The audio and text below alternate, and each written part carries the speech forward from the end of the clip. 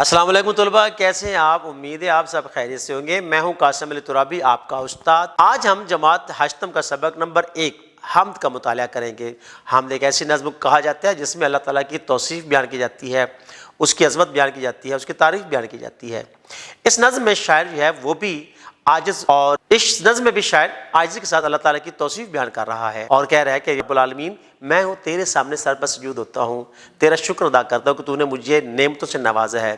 کائنات پر اگر نگاہ دوڑائیں تو کتنی ہی نعمتیں ہیں جو اللہ تعالیٰ نے کائنات میں جو ہے اگائی ہیں، ہمارے لیے ہیں۔ یہ اللہ تعالیٰ کی محبت ہے انسان کے ساتھ۔ ہم خطا بھی کرتے ہیں تو وہ ہماری خطاؤں پہ پردہ دے دیتا ہے اور ہم پر جو ہے وہ لطف و کرم پھر بھی کرتا رہتا ہے۔ اگر ہم اپنے کرموں کی طرف دیکھیں، اپنے کاموں کی طرف دیکھیں، اپنے جو ہے گناہوں کا تجزیہ کریں تو ہم ان نعمتوں کے قابل نہیں ہیں، لیکن یہ اللہ تعالیٰ کی اپنے بندے سے محبت اور الفت ہے کہ وہ اسے اس کے باوجود بھی ان تمام نعمتوں سے نواز رہا ہے۔ تو چلتے ہیں حمد کی طرف اور پڑھتے ہیں اس میں شاعر نے کیا کیا بیان کیا ہے۔ سبق نمبر 1 حمد باری تعالیٰ۔ تیرا بندہ تیری توصیف و ثنا کرتا ہے، میرا ہر سانس تیرے شکر ادا کرتا ہے۔ اس شعر میں شاعر اللہ تعالیٰ کی حمد و ثنا بیان کرتے ہوئے کہہ رہا ہے کہ وہ اللہ تعالیٰ کو مخاطب کرتا ہے اور کہتا ہے کہ اے پروردگار عالم، میں تیرا عاجز سا بندہ ہوں، تیری حمد و تعریف کرتا ہوں، یہ بھی تیری کرم نوازی ہے۔ میں تیری حمد کرتا ہوں، تیری ثنا کرتا ہوں، تیرا شکر بجا لاتا ہوں، میرا ہر ایک سانس تیرا شکر ادا کرتا ہے۔ توحید پر ایمان لانا اور اللہ تعالیٰ کو یکتا اور بے مثل بے مثال اور لا شریک ماننا بھی اس کی کرم نوازی ہے کہ بندہ اس کی طرف رجوع کرتا ہے، جیسا کہ اللہ تعالیٰ فرماتا ہے، اور اللہ تعالیٰ ہی ہے جسے چاہتا ہے ہدایت عطا کرتا ہے۔ شعر نمبر 2 ہے، تیرے آگے میری جھکتی ہوئی پیشانی سے میری ہر صبح کا آغاز ہوا کرتا ہے۔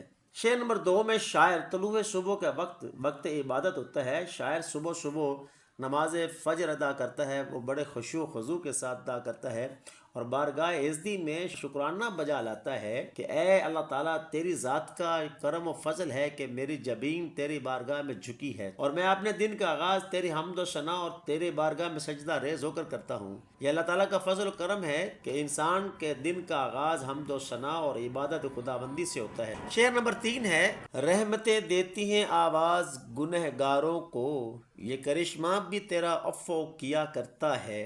شاعر اللہ تعالیٰ کی ذات رحیم و کریم ہے کو مخاطب کرتا ہے کہ وہ اپنے بندے کو اپنی رحمت و کرم سے اپنی معرفت عطا کرتا ہے، وہ جسے چاہتا ہے اپنی طرف مائل کر لے۔ شاعر کا کہنا ہے کہ اے میرے رب، تیری رحمتیں پکارتی ہیں اور بندہ تیری ذات کی حمد و ثنا اور اپنا سریر یا اپنا سر جو ہے تیری بارگاہ میں جھکا دیتا ہے۔ یہ معجزہ تیری شان کریمی ہی کا ہے کہ تو اپنے بندے سے درگزر کا معاملہ فرماتا ہے، جیسا کہ ارشاد باری تعالیٰ ہے کہ اور کون ہے جو مجھے پکارے میں اس کی پکار کا جواب دوں، کون ہے جو مجھ سے رحمت طلب کرے میں اس پر بے شمار رحمتیں نچھاور کر دوں۔ شعر نمبر 4 ہے، زندگی پر کبھی اتراؤں نہ مرنے سے ڈروں، تو ہی پیدا بھی کرے تو ہی فنا کرتا ہے۔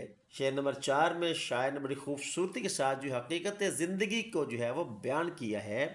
اس شعر میں شاعر خود کو مخاطب کرتے ہوئے کہہ رہا ہے کہ میں دنیا میں تیری ذات ہی کے سہارے جی رہا ہوں، تیرے فضل و کرم ہی کے سہارے میں آج زندگی کی نعمتیں حاصل کیے ہوئے ہوں، اس لیے مجھے ان پر اترانا نہیں چاہیے کیونکہ زندگی اور موت دینے والی تیری ذات ہے۔ شعر نمبر 5، تیرے الطاف کسی کے لیے مخصوص نہیں، تو ہر ایک چاہنے والے کی سنا کرتا ہے۔ اس شعر میں شاعر اللہ تعالیٰ کو مخاطب کرتے ہوئے کہتا ہے کہ اے میرے رب، تیرا لطف و کرم کسی ایک شخص قوم کے لیے مخصوص نہیں، ساری مخلوق تیری رحمتوں سے لطف اندوز ہو رہی ہے، خواہ کوئی تجھے ماننے والا ہے یا نہیں، کوئی تجھے اپنا معبود برحق سمجھتا ہے یا نہیں سمجھتا، اس کے باوجود تیرا لطف و کرم عام ہے، سب ہی اس سے مستفید ہو رہے ہیں اور تو ہر ایک بندے پر اپنی رحمتیں نچھاور کرتا ہے اور اس کی صدا کو سنتا ہے، کسی کو محروم نہیں کرتا۔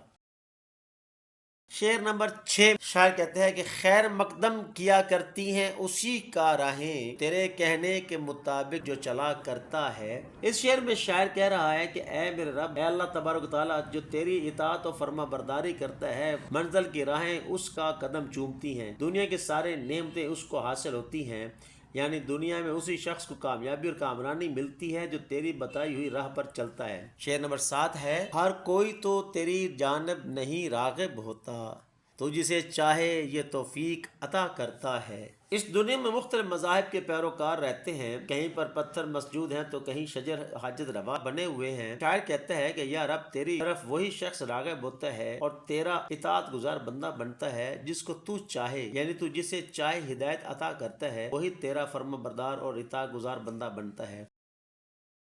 شعر نمبر 8 ہے، گیت گاتی ہیں بہاریں تیری خلاقی کی، سینہ سنگ سے جب پھول کھلا کرتا ہے۔ شاعر اس شعر میں کہتا ہے کہ یہ بہاریں تیرے خالق ہونے کے گیت گاتی ہیں جب پتھر کے سینے سے کوئی پودا اگتا ہے۔ تو ہے جو ہواؤں کو چلنے کا حکم دیتا ہے اور تیرے ہی حکم سے یہ سارا نظام کائنات چل رہا ہے، کائنات کی ہر ایک چیز تیری ہی حمد و ثنا کر رہی ہے۔ آخری شعر میں شاعر کہتا ہے، بڑا ناداں ہے تجھے دور سمجھنے والا، تو رگے جاں سے بھی نزدیک رہا کرتا ہے۔ شاعر شعر میں کہہ رہا ہے کہ یا اللہ رب العزت، وہ شخص بہت ہی نادان ہے، بے وقوف ہے، جو تجھے در در تلاش کرتا ہے، جو غاروں میں رہتا ہے، جو پتھروں میں ڈھونڈتا ہے، جو بہاروں میں ڈھونڈتا ہے، جو پھولوں میں ڈھونڈتا ہے، جو ساری کائنات میں ڈھونڈتا پھر رہا ہے، وہ بڑا نادان انسان ہے۔ حالانکہ تیری ذات شہرک سے بھی قریب تر ہے، جیسا کہ کلام مجید میں اللہ تعالیٰ فرماتا ہے کہ میں تیری شہرک حیات سے بھی نزدیک تر ہوں۔ شاعر نے انسان کو دعوت فکر دی ہے کہ اللہ تعالیٰ انسان کے قریب تر ہے اور انسان کے ہر عمل اور حرکت، یہاں تک کہ وہ انسان کے خیال و فکر سے بھی واقف ہے۔ جی طلباء، امید ہے آپ نے اس نظم کو بڑے دھیان سے، بڑی توجہ کے ساتھ سنا ہوگا اور ہر شعر کو سمجھا ہوگا، اس کے مفاہیم کو سمجھا ہوگا، اس کی تشریح کو سمجھا ہوگا کہ شاعر نے کیا بات کی ہے۔ اللہ تعالیٰ کتنا اپنے بندے کے ساتھ محبت کرتا ہے، کتنی جو ہے اس کو چاہتا ہے اپنے بندے کے ساتھ، اور کتنی نعمتوں سے نوازتا ہے۔ امید ہے کوئی بھی شعر جو ہے وہ چھوٹا نہیں ہوگا کہ جس کا مفہوم آپ پر واضح نہیں ہوا ہوگا۔ تو چلتے ہیں اس کے بعد اس کی مشق کے ساتھ، تب تک کے لیے اجازت دیجیے، اللہ حافظ۔